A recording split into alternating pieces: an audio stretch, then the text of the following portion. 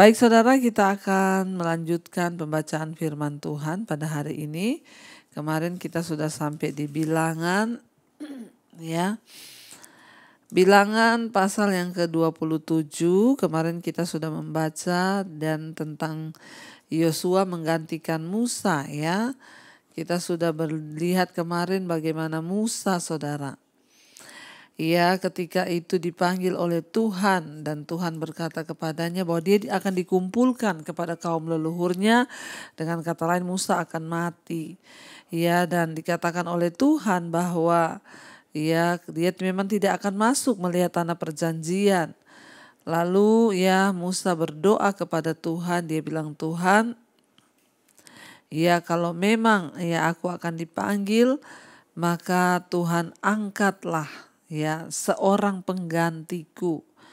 Ya, dia berkata karena ya siapa yang akan mengepalai umatmu ini agar mereka tidak seperti domba yang tanpa gembala tercerai-berai. Dan Tuhan berfirman kepada Musa, ya ambillah Yosua bin Nun, seorang yang penuh roh, letakkanlah tanganmu atasnya dan suruhlah ia berdiri di depan Imam Eliezer dan di depan segenap umat, lalu berikanlah kepadanya perintahmu di depan mata mereka. Jadi Musa seorang yang besar hati, ya dia mau ya untuk Tuhan itu memilih dulu ya penggantinya supaya saudara dia tidak ya membiarkan bangsa itu seperti domba tanpa gembala. Puji Tuhan, dan akhirnya Tuhan memenuhi permintaannya dengan mengangkat Yosua. Dan Musa mendelegasikan semua tugasnya kepada Yosua di tengah-tengah bangsa itu. Baik, kita akan melanjutkan pembacaan firman Tuhan. Sekarang kita masuk pada Bilangan 28, ketetapan mengenai persembahan ya kurban pagi dan kurban petang.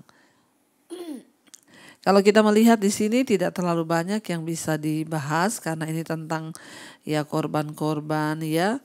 Tapi ya kita lihat saudara apakah kita perlu membacanya atau nanti saudara yang baca.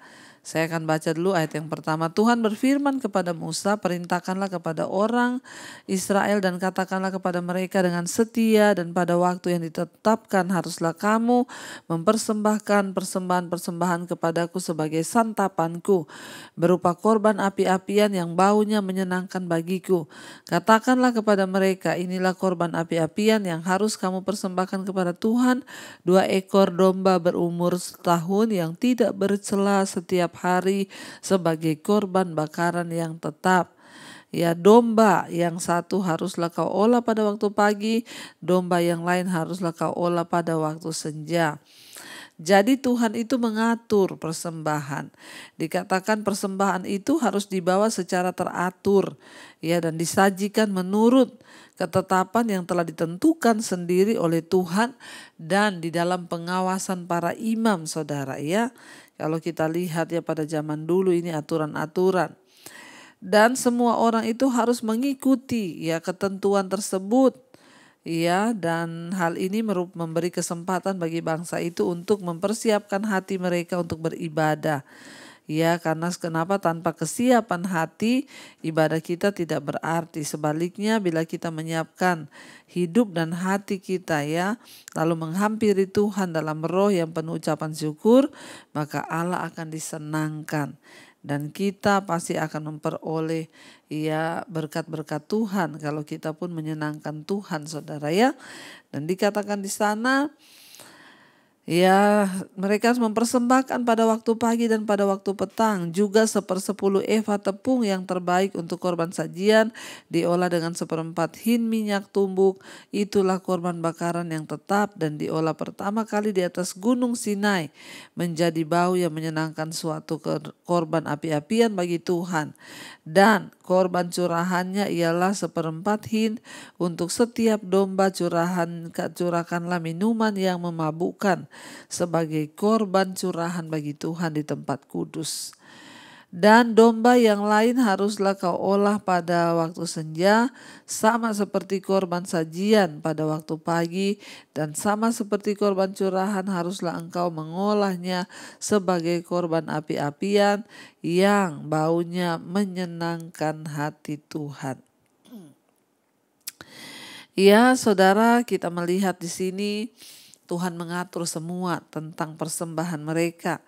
Ya, bahkan bagaimana caranya, ya bagaimana mengolahnya, jam berapa sampai jam berapa, itu semua diatur di dalam firman Tuhan. Ya, supaya bangsa Israel itu hidupnya tertib. Tapi kita bersyukur ya saudara, kita itu tidak lagi seperti zaman perjanjian lama. Bayangkan kalau kita untuk menghadap Tuhan harus mempersembahkan setiap hari pagi dan petang seekor domba untuk korban-korban, saudara ya. Korban Sabat dan korban bulan baru, ayat yang ke-9 saya dikatakan kalau kita baca saudara, pada hari Sabat 2 ekor domba berumur setahun yang tidak bercela dan 2/10 eva tepung yang terbaik sebagai korban sajian diolah dengan minyak serta dengan korban curahannya. Itulah korban bakaran Sabat pada tiap-tiap Sabat, di samping korban bakaran yang tetap dan korban curahan. Ya, kita melihat bahkan Tuhan juga mengatur ya untuk ya persembahan pada hari Sabat. Mengapa saudara ada persembahan ekstra yang dibuat pada hari Sabat? Karena Sabat adalah hari khusus untuk beristirahat dan beribadah untuk memperingati hari penciptaan Tuhan, bahwa hari yang ke-7 Tuhan berhenti untuk mencipta. Dan kita juga tahu bahwa Sabat di Alkitab itu adalah Tuhan suruh untuk mengingat pembebasan bangsa Israel dari Mesir. Dan karena pentingnya hari khusus ini, maka wajarlah bila mempersembahkan korban ekstra pada hari itu, saudara ya. Dan di sini Tuhan mengatur semuanya.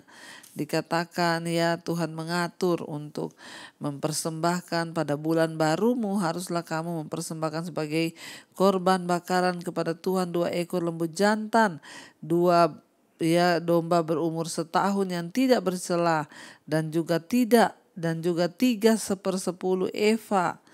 Ya, dikatakan tepung yang terbaik sebagai korban sajian. Dan diolah dengan minyak untuk tiap-tiap lembu jantan serta 2/10 eva gayung. Ya, dikatakan tepung yang terbaik sebagai korban sajian. Ya, diolah dengan minyak untuk domba jantan yang seekor itu, serta 1/10 dari eva tepung yang terbaik sebagai korban sajian.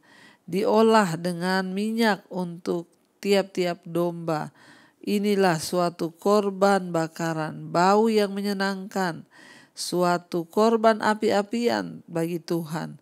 Dan saudara ya, dikatakan menjadi korban ya yang berbau harum dan menyenangkan hati Tuhan. Ya, suatu korban api-apian bagi Tuhan, dan korban-korban curahannya haruslah untuk seekor lembu jantan, setengah hin anggur, untuk seekor domba jantan 1/3 hin, dan untuk seekor domba 1/4 hin. Itulah korban bakaran pada setiap bulan baru dalam setahun. Dan seekor kambing jantan haruslah diolah menjadi korban penghapus dosa bagi Tuhan.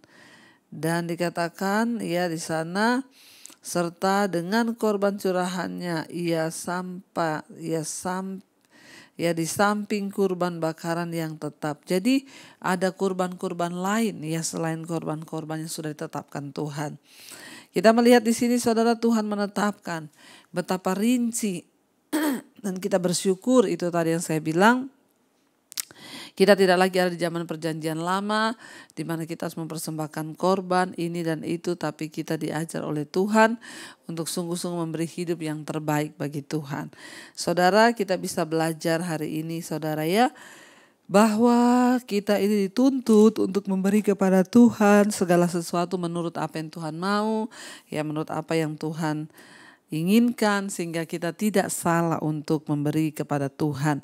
Dan baik saudara, kita akan melanjutkan besok pembacaannya karena ya kita sudah ini masih ada pembahasan ya, dan kita akan lihat ya ini banyak tentang ya korban-korban ya, tapi saudara bisa baca saja ya bilangan 28 ya, dan besok kita akan lanjut dengan bilangan 29.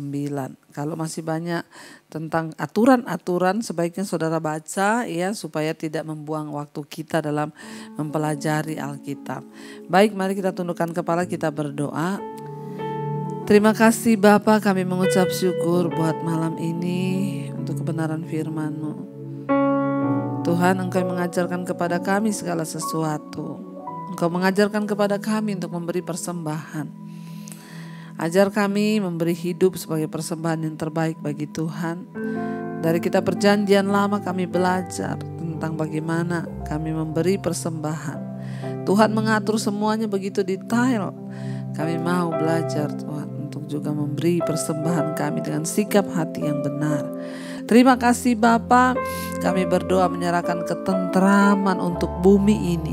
Tuhan yang pegang kendali. Segala perang-perang yang sedang terjadi, Tuhan Engkau sanggup Tuhan mengendalikan. Tapi kalau semuanya memang harus terjadi, biarlah firman-Mu digenapi. Kami ada di hari-hari terakhir, biar kami menjaga hidup kami sungguh-sungguh di mata Tuhan. Mari buka hati dan tangan-Mu saudara, terimalah kiranya berkat dari Allah Bapa, cinta kasih Tuhan Yesus Kristus, penyertaan Allah Roh Kudus menyertai hidup kita mulai hari ini bahkan sampai kali yang kedua. Tuhan Yesus datang menjemput kita, nama kita tercatat dalam kitab kehidupan. Dalam nama Tuhan Yesus yang percaya diberkati Tuhan, katakan bersama amin, amin, amin. Tuhan Yesus memberkati. Shalom dan Immanuel.